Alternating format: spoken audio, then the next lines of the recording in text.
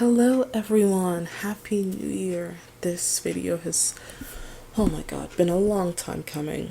It was supposed to go up earlier in January, but I couldn't get it up, and what I recorded in January got corrupted, so now I'm redoing it all over again.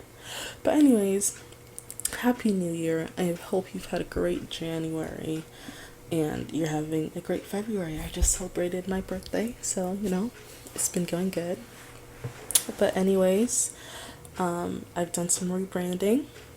I've rebranded the channel. I've also rebranded my blog and my Instagram, kind of. But you can check those out at the links down below. My blog is now called High Chamber of Ink and Paper. Moving on, this video and future videos will be split up into a non-spoiler section and a spoilery section. If you want to check out the guidelines about how I rate my reviews, those will be up on my blog. The book I'll be reviewing today is called Letters to the Lost by Brigid Kemmerer. Apologies if I said her name wrong. I rated this book 3.75 out of 5 stars. I liked it. It was a good read. It was a good one-time read. I don't think I'll pick this book up again. But I also may have bias because I bought this book at the beginning of the pandemic. Like, I remember vividly buying this book, and throughout the last 2 years I have picked it up, read the first 25% of it, and then put it down, and then repeated that cycle over and over again. So by the time I finally made myself sit down and read this thing, I was kind of done. So keep that in mind if you're gonna pick this book up. For this non-spoiler section, I would say that the plot, it's about two high school students that are grieving in their own different ways, and they come together through anonymous letter exchanges. They talk about their feelings and all that stuff. I liked the plot. I picked it up. It was interesting. The most of it was about grief. There are two main characters, Declan and Juliet. I liked Declan's arc more. He had more emotional beats that I related to and that hit me more than Juliet did. He also felt more developed than Juliet, and his relationships and the supporting characters around him felt more developed. So that was fun. I thoroughly enjoyed his story. Juliet, she was fine. She was a bit bland. It felt like her story wasn't really that much thought out. So whenever we got to plot points, I would just kind of be like, well, okay. That's all I've got for the non-spoiler section, because I have a lot more for the spoiler section. So if you want to head out now, please do. See you next time. Bye. This next section will be split up into 5 different parts. First up, writing style. I would say Brigid's writing style is typical. It's average. A first person YA novel. I would say if you've read many YAs that's staged in a high school, it sounds just like that. I don't have much more to say. Next up, plot. The plot was interesting. Both main characters, Declan and Juliet, have experienced a loss recently in their lives, and were coping with it in different ways until they meet, and I'm putting that in air quotes, meet each other. The first chapter, we meet Juliet in a cemetery, and she's writing letters to her dead mom's grave, and she's talking about this picture and how she relates to this picture.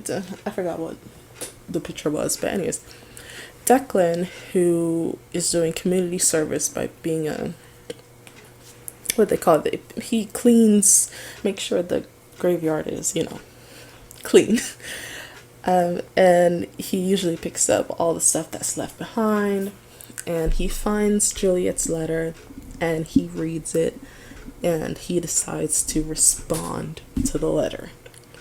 And when Juliet returns to her mom's grave, she sees it and she responds, and then their whole letter exchange begins. They both don't know each other, even though they go to the same school. And I think in the next chapter, they literally bump into each other. Like, she spills coffee all over him. And what goes on for, I'd say, most of the book, they have two different perceptions of each other. When they see each other at school and they don't really know that it's that person that they're talking to at night versus the person that they're talking to at night. Declan is, the typical bad boy, always getting detention, smoking. No, he's not a jock. Outcast. That's the word. And Juliet is, I wouldn't say goody two-shoes, but she was involved. She used to do the photography before her mom died, which her mom also did. She was like a war photographer. They take photos of wars and all that stuff. And I forgot what her friend's name was, but it was just, she was basically kind of like a goody two shoes, but not too typical. So they share their true selves with each other when they're doing their letter writing, and after a while they switch to emailing. I don't remember if it's like in the second quarter of the book, they switch to emailing, and it's like a free mail. Their names are so stupid. Her email name's like Cemetery Girl, and his is The Dark. Quite stupid, but anyways, so I ended up having two predictions for this book. One was that I did not think that this anonymous letter exchange would last for too long. I didn't think that this would be like, okay, they think they're talking to a different person than who they're actually talking to, would last for too long, but it lasted almost the entire book. I did not expect that, and that's when I started to get really annoyed. I thought this went on for too long. I thought they would realize at some point, and then they would try to keep that a secret because the opposing forces would be outside instead of between them. That's what I thought. I didn't really like that idea, but I just thought that's where the book would be going, but it didn't. They kept up this letter exchange being anonymous for a while. Now, one did find out. I thought it would be Juliet, but it was actually Declan. So during the book, they go to oh god, sorry, my book almost fell. During the book, they have a prom, or is it homecoming, and she's emailing The Dark. Juliet is emailing The Dark, and she's like, oh, I know that they go to each other's school, but they didn't want to really get too close to each other. They wanted to keep this anonymity going. But she emails him like, oh, I'm going to the dance, even though we're keeping our identities anonymous. I would still take comfort in knowing that you're there. So they both go to dance, and they do bump into each other, Juliet and Declan, but of course, they're just rude to each other. She was really rude, and he was just being ugh. And she ends up running out after they have this fight, and she goes to see her mom's grave. And when she gets there, it's, of course, it's raining, and her car breaks down. Her car broke down before earlier, but I'm skipping over that. Her car breaks down, and she emails The Dark, and she's like, oh, this is going horribly. My car just broke down, all this stuff. And he's like, oh, I'm gonna go. But Declan's like, okay, I'm gonna go, but he's also scared that once he finds out who she really is, their exchange will be over. So he gets there. She doesn't see him yet, but he goes there with his best friend Rev. I'll talk about him in the next section. He goes and he sees Juliet's car and he's like, you've got to be kidding me. This is a lie. He just drives off. He just keeps driving. And Rev is like, are you kidding me? Did you really just leave her stranded? And I was upset. I was like, okay, this is rude. This is rude. But he does end up going back for her. And throughout this got me a little annoyed. Throughout when he goes there and he helps her car get back on track. I'm not a mechanic, so please bear with me. She doesn't think it's weird that he's there. You know, she completely thinks that the Dark just ditched her and Declan was just there as convenience. And they're talking, and because we see this from Juliet's point of view, and wait, do we? Okay, yeah, we do get her chapter, and she's just like, oh, this is the worst, you know, it's Declan, it's not the Dark, and she really wanted the Dark. And they have a conversation and they're like, you know, she's like, you know, I don't really like she's like that, you know, I don't really like you, kind of scare me and all that stuff. She's saying that to Declan, and obviously we know that he knows. I should put that Friends clip in here. We know that he knows that it's her, like it's her he's been emailing at night, but she doesn't know. You know, she doesn't even think it's a coincidence, but anyways. So he helps her get home and she feels happy, and she literally, this is how oblivious she is. She then emails the Dark and says, oh yeah, you know, I made it home safely, hope you're okay. And then she told him, oh, this guy named Declan helped me out. It's just like, ma'am, you didn't even think it was weird that he was just hanging around a cemetery or just showed up at the cemetery. Even after that, he does not tell her that it's him, and she doesn't really pick up on any clues that it's him. Afterwards, later on in the book, she thinks it's actually Rev. And when I was first reading it, I get how she thought that. You know, I'm like, okay, yeah, it kind of sounds like Rev at first glance. But there's a part where she ends up going to their house, because I'm jumping all over the place. New Year, save me. I'm so sorry, y'all, if you're watching this. But earlier, they were at a carnival, and she was taking pictures. And she ended up taking a picture of Declan and his friend Rev. And they end up getting into a fight because Declan wants her to delete it. And she doesn't want to delete it. And they're all mad. But during that, when her car broke down, he ends up telling her it's not because he doesn't like his picture being taken. It's because Rev doesn't like his picture being taken.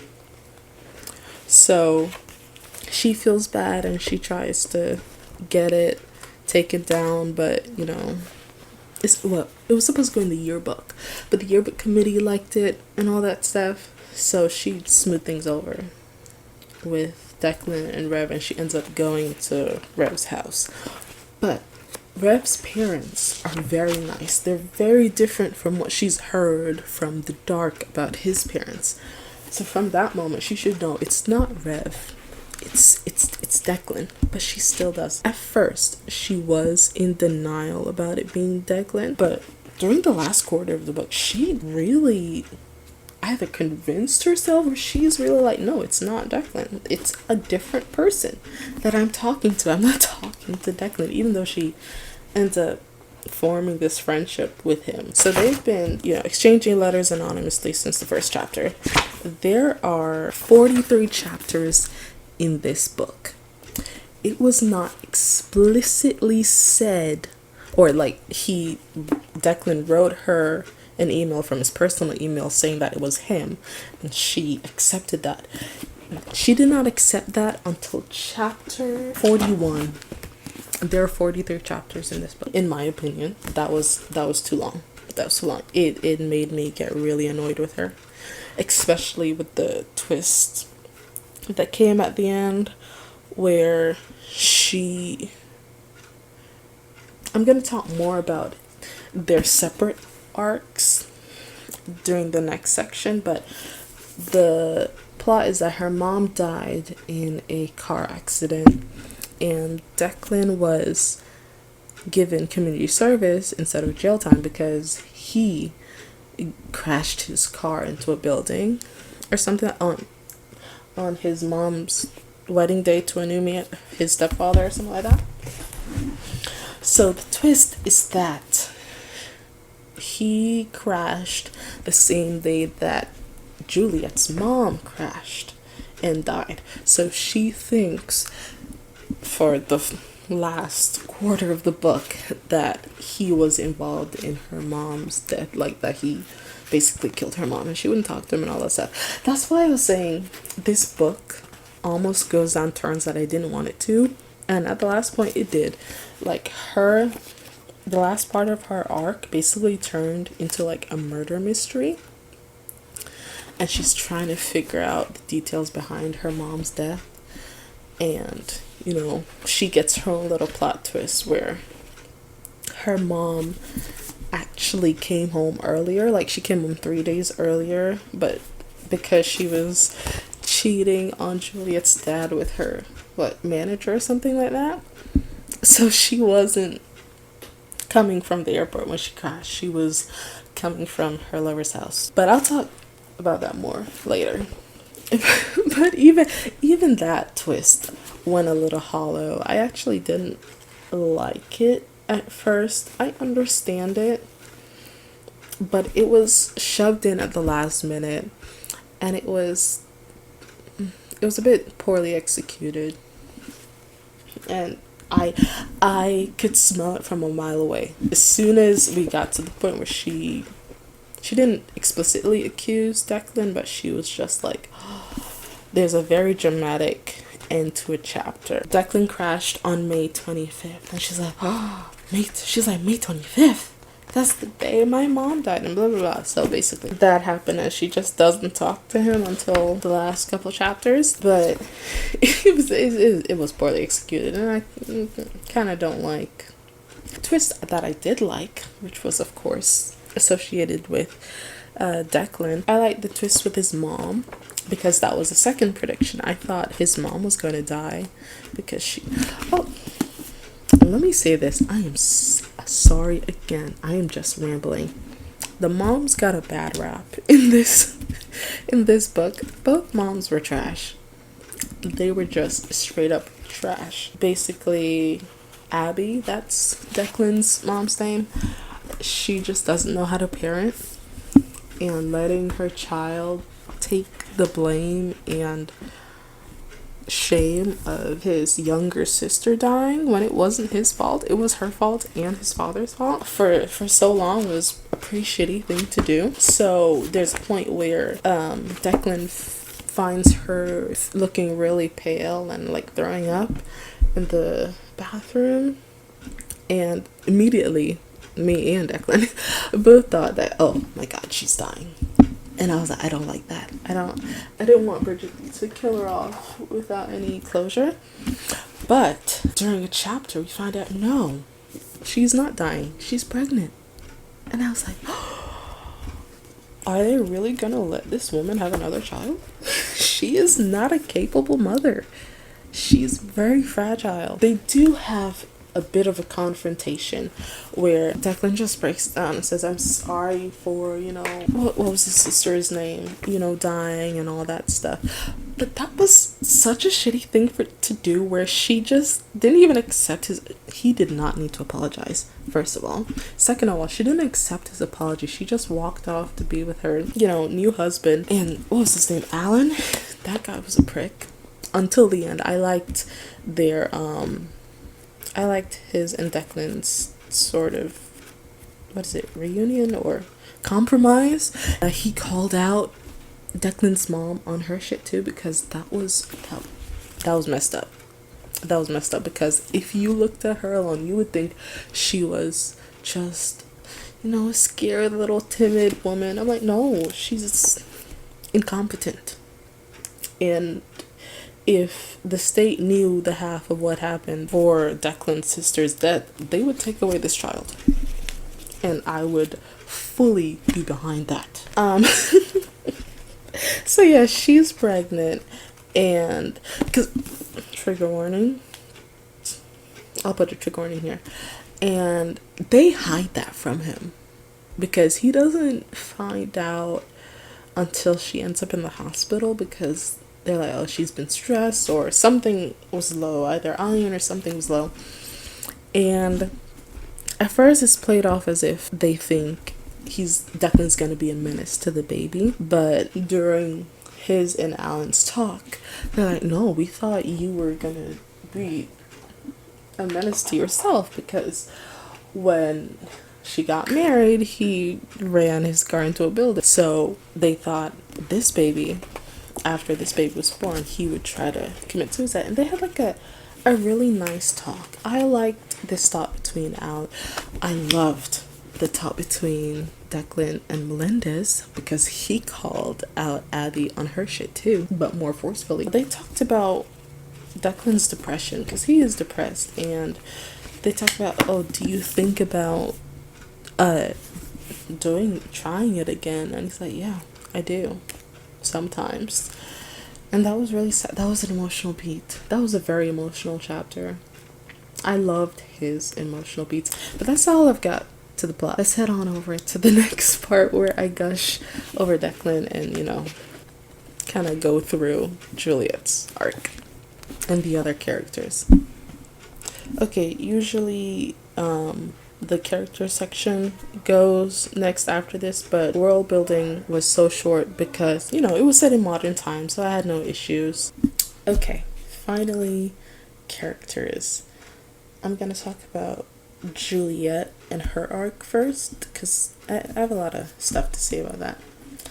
So we meet Juliet mourning the loss of her mother. Her mother was a war photographer. I don't think that's the appropriate word, but that's what I've got. She didn't die in war. We are told that she died coming home from the airport, and we believe that through most of the book until the end. We find through most of this book Juliet just trying to cope with her mom's death and keep whatever relationship she had with her mother alive through writing letters to her. This was a problem I had with Juliet's arc later on in the book. I feel like her mom's death overshadowed her arc. Both main characters have people close to them that died, but with Declan, his sister's death didn't really overshadow his arc. We still got to know the real him, and it was his arc was about him, and we got to know his feelings and emotions and his evolvement. But with Juliet,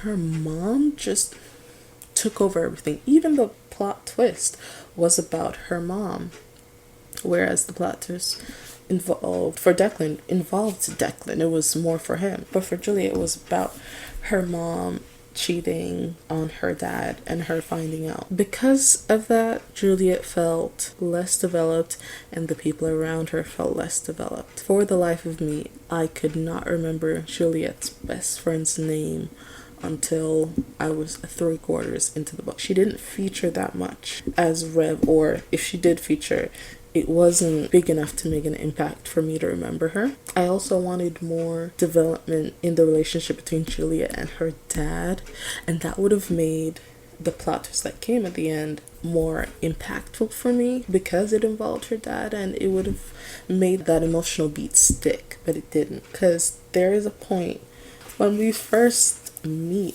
her dad, they're having dinner, KFC, which, by the way, American KFC is disgusting, and I stand by my word. This is what she says about her dad. This is when she's like so caught up with her mom and missing her mom. She doesn't really care about her dad. This is the thing. She says, I look at him. He's so perfectly average, it makes me wonder what my mother ever saw in him. And I was just like, ma'am, that's rude. If my child was ever dissing me like that, let's go outside. That's all I gotta say. Even the next sentence. She was vibrant in every way. She'd walk into a room and you couldn't help but be affected by her light.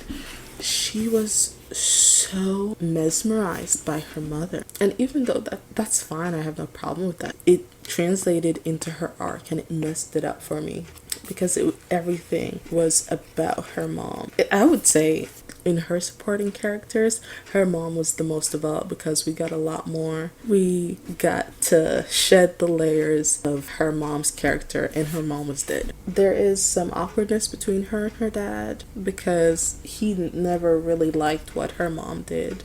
He thought it was too dangerous, which Juliet, you know, of course, her mom's number one supporter. She basically kind of hated him for that.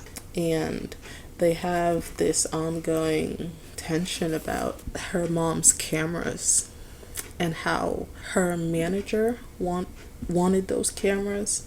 And Juliet's dad asked about if he could give them away, and Juliet freaked out. She's like, no, those were her mom's cameras, she wanted them, da, da, da. And those do come back around in the end. I think I wanted more interactions between her and her dad, just to, you know, develop him more so that the emotional beat comes through at the end. They always used to write letters between her and her mom, not emails, letters, because her mom was, you know, old school like that. We got the revelation that Juliet used to lie in her letters to her mom about her accomplishments, trying to live up to her mom or impress her mom. And I liked that revelation. That's what I wanted more of. But even then, that revelation only came to because it was attached to her mom. It made me feel like I didn't know Juliet. Like she was like a cardboard cutout. So the twist comes in the last quarter of the book. And it's after a fight that Rev and Declan have about him getting arrested, and Rev basically calling Declan out about, listen, you could have called and I could have gotten you out, or my parents could have gotten you out. But Juliet zooms in on the fact, on the day of when Declan got into the car crash, which was May 25th. May 25th was also the day that her mother got into a car crash. Now, of course, let me put this disclaimer. She still doesn't want to put two and two together that Declan and the Dark is the same person. So the Dark has told her already about his car. Wait, did she? Okay, never mind. The Dark never told her about his car crash, so she couldn't know that. But let me just explain it. So Declan and Rev get into a fight. Juliet connects the dots between the date, and she immediately goes like, I never want to talk to you again. And this is when she emails the Dark. She finally stops like being in denial, and she emails him and she says, if you're Declan Murphy, I never want to speak to you again. Da, da, da.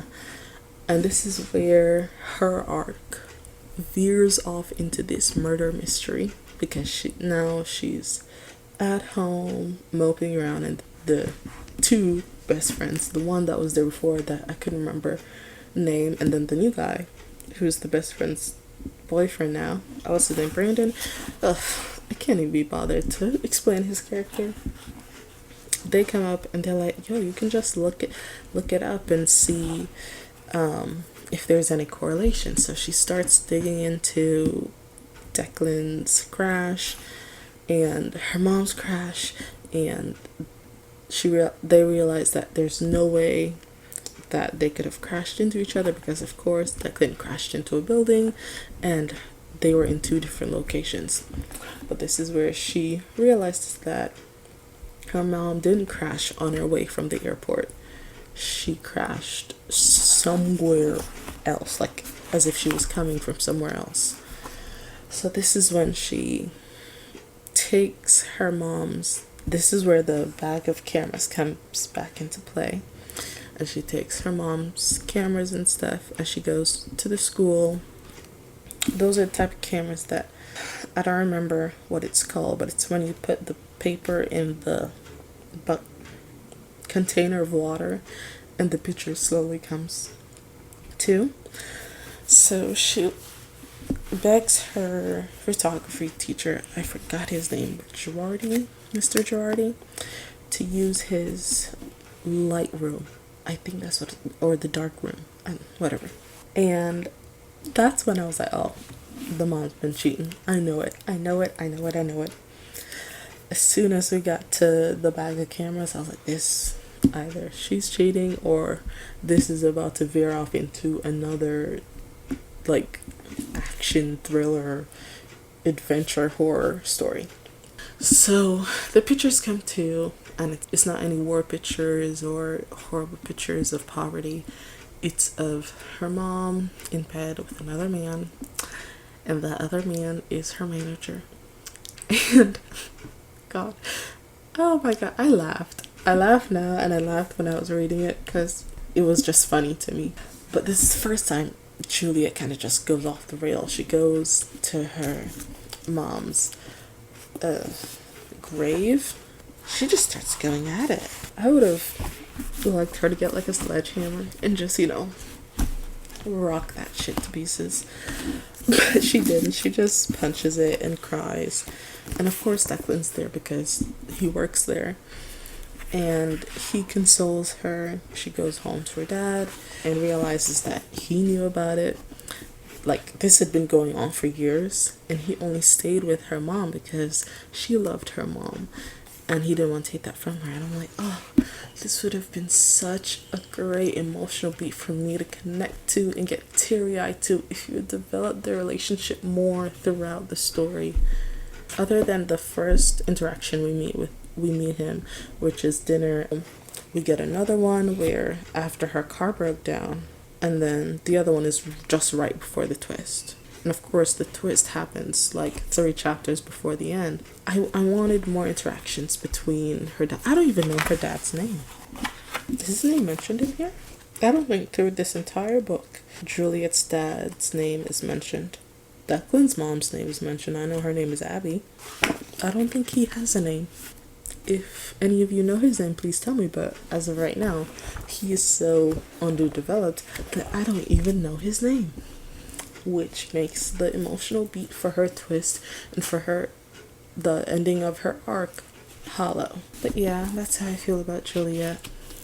A bit bland, lacking, and leaving me wanting for more. Now, on to Declan. So when we meet Declan, he's going through a lot, grieving over his sister's death, feeling responsible for it, and responsible for his dad going to jail for his sister's death. The tensions at home between him and his mother, and him and his stepdad, having community service, all this stuff, and basically depression, as we learn later on. Of course, at first, I didn't connect with him because when we first meet him, it's through Juliet's eyes, and I didn't like their meet. It felt very cringy. They bump into each other, spills coffee. They both get detention because of it, because they're now both late. He had to have the growl so he could be seen as scary. But I don't know, I never thought of him as scary. I think they did mention that he was like a big guy, but then it also mentioned that Rev, his best friend, is bigger than him. Maybe 6 feet, but not too like a muscular guy. First things first, because I want to dunk on my girl Abby. Not my girl, but his mother, Abby. His sister, I think her name is Kelly, died when she was 13 or 10, and I think he was 13, because of course his dad was a drunk, and whenever he was drunk and didn't have enough liquor, he would want to go and buy some more. Now, both his dad and his mom let Declan, at a very young age, drive his dad to wherever he needed to go to get more liquor. And after a while, Declan was like, I can't do this anymore. You need to stop this or do it yourself. So this comes to the point where the dad's like, fine, I'm gonna do it myself. And he goes off and he takes the car keys, but he also takes Declan's little sister, Carrie, with him. They end up getting into a crash. The sister dies and the dad goes to jail, and everything else is just broken. Now, where we start the book, Abby, Declan's mom, is now married to the salesman named Alan, and Alan is a prick for most of the story. The tension between Declan and Alan, it's just this, like, who, I don't want to say like who's in charge, basically who's in charge, not of the house, but of Declan, because Declan, one thing, is very free-spirited because he was allowed to be free-spirited and take care of himself and not depend on anyone else. So when we get this male character that wants order, or maybe like an alpha male, they butt heads with each other. And then Abby is just, as I said, incompetent.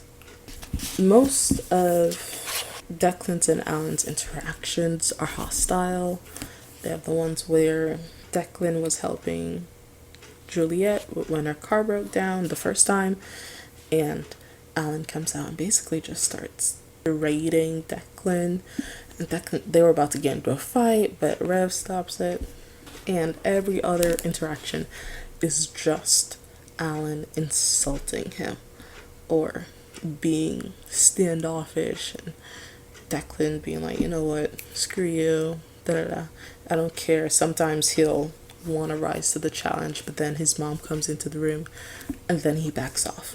I didn't expect them to have a heart-to-heart at the end of the book, but I think that was the same chapter that him and Melendez have a heart-to-heart.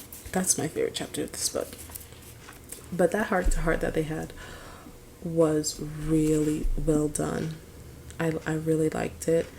It gave me a new perspective on Alan and made me dislike Abby even more, because it made her even more incompetent, because Alan didn't even know the details about Declan's little sister's death and what role Declan played or didn't play. And the fact that he was mad, I was like, yes, he's mad. We can all be mad at Abby together. He cares that she's pregnant. He's like, I didn't want to get too mad because she's pregnant, but I didn't care, I'm a woman too. I can get pregnant. Screw her. I can be mad. The heart-to-heart they had when he kind of called out Declan on his shit too, similar to Rev, but in a non-explosive way, because all of their other interactions were hostile. So this was just this compromise, because of course it's a comeback around where he ends up helping Alan after his car breaks down. Alan's like, listen, Abby finally told me everything. They have the part where they're like, I'm gonna try to respect you and you're gonna try to respect me. So Declan says, I'm not my father. Then Alan says, I know, but you sure don't miss a moment to remind me that I'm not either. And I love that. And he talks about how, though they don't share common interests, because Declan's father and Alan are not the same person. They'll never be the same person. When Abby and him got married, both Declan and Alan came into this situation with perceptions of the other person. Alan's like, I looked at you and I thought of you had too much freedom.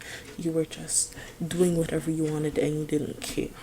But then, of course, after everything with the conversation with Abby, he realizes he had no limits because they never set limits for him.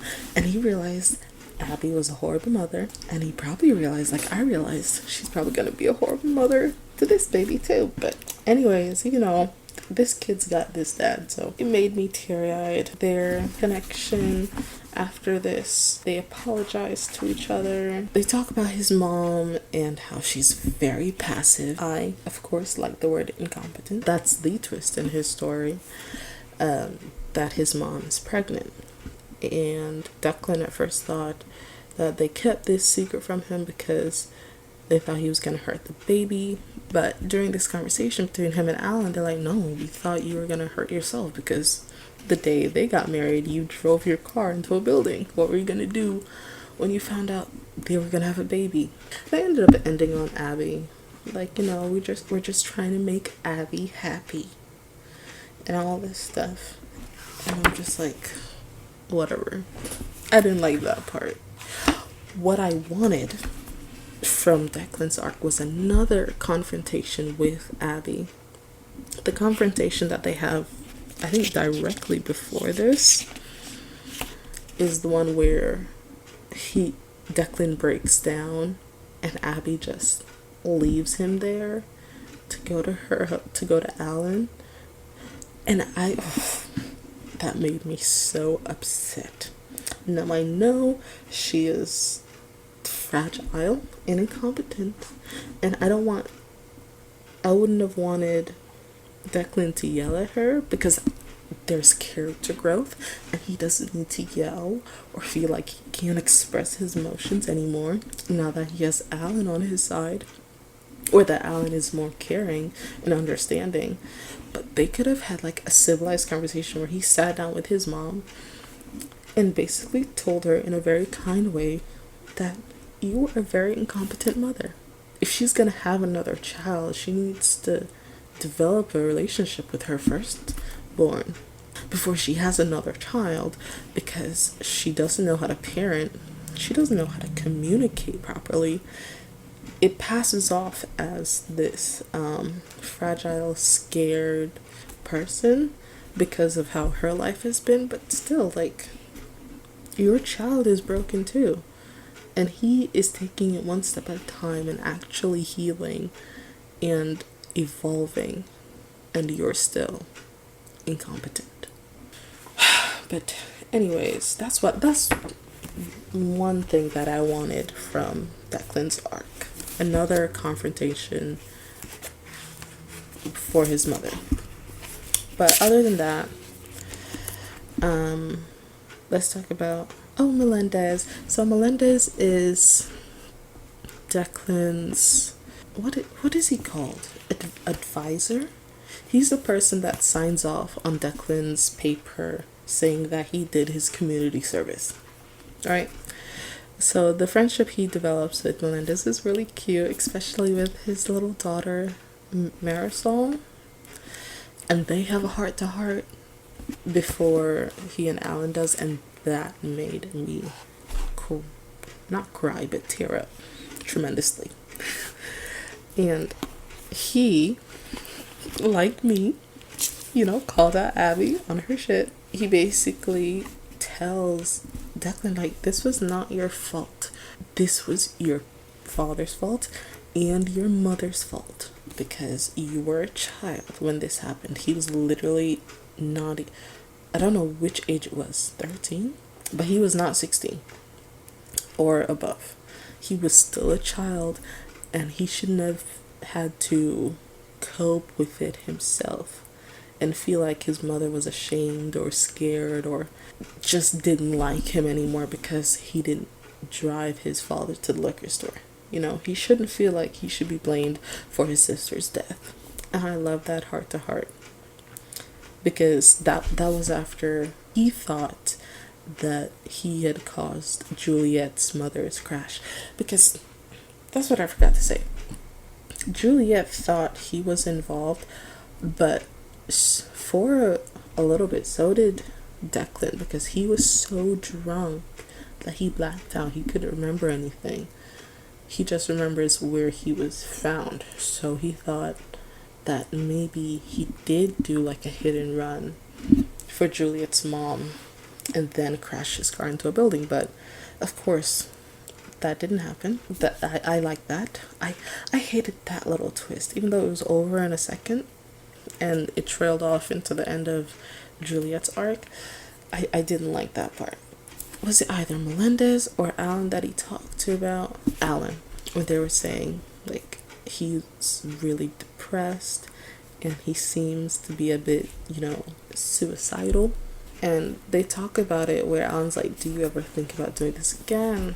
And he says, sometimes. And my heart just broke for him. And this is the thing. He had two heart-to-hearts, two emotional beats, almost back to back, that made me tear up and just, it shed the layers of his character, or added the layers of his character. Whereas Juliet, she had one, and that was with her dad, and it still rang hollow. Yeah, I just felt his arc was definitely more thought out, or if it wasn't thought out, it was executed properly. I would also, his relationship with Rev. Oh my, I need to talk about Rev. Rev was my second favorite character in this book.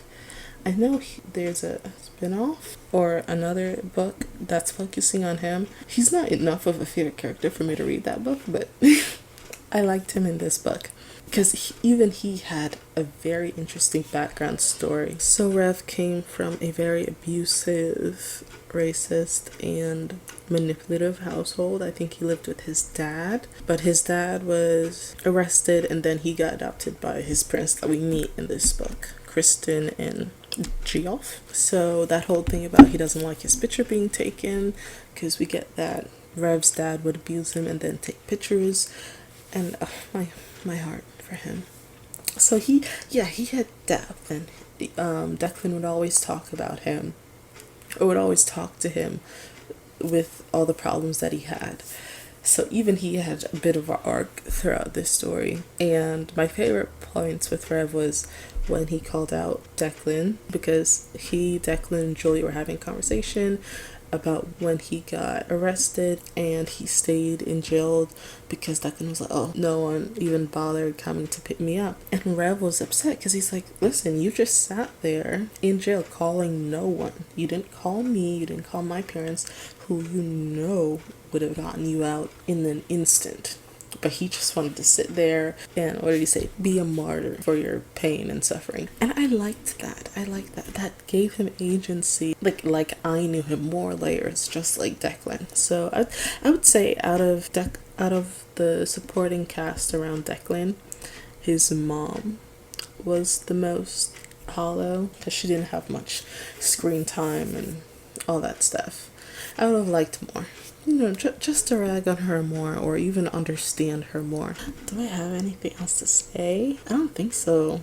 Overall, I really liked Declan's story. What I would say with my overall thoughts, Declan's story adhered more to the summaries I hear from other people when they talk about this book. Coping with grief, everything that comes with grief, depression, just isolation, loneliness. His arc encompassed all of that and executed that really well. I don't want to say Juliet's didn't, but the execution was poor.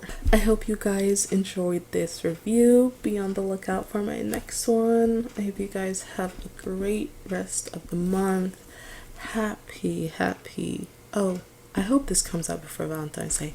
Happy Valentine's Day, everybody. If this doesn't come out before Valentine's Day, happy belated Valentine's Day. But keep reveling in this chaos. I'm sorry for the rambling. Sorry, not sorry. Thank you. Bye. But then, wait a minute.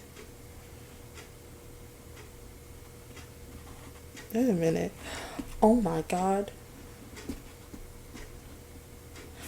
Okay. I am so sorry. But his name is not Alan. It's Frank.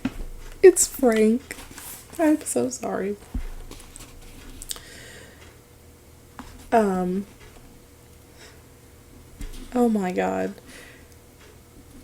Is his name really Frank? Wait a minute.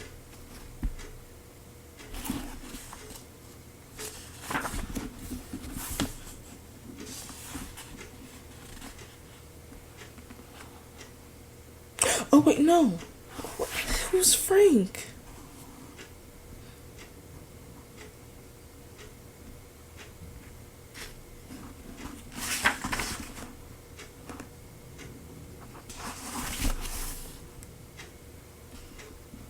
Oh my god, I am confused. I'm confused. I'm confused.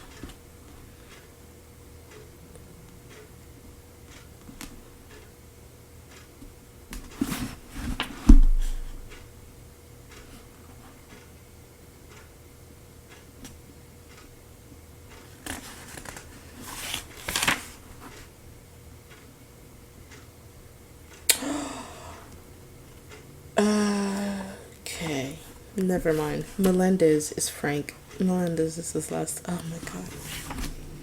I feel so stupid. No. Anyways, let's just move on. Okay. God. That was horrible. But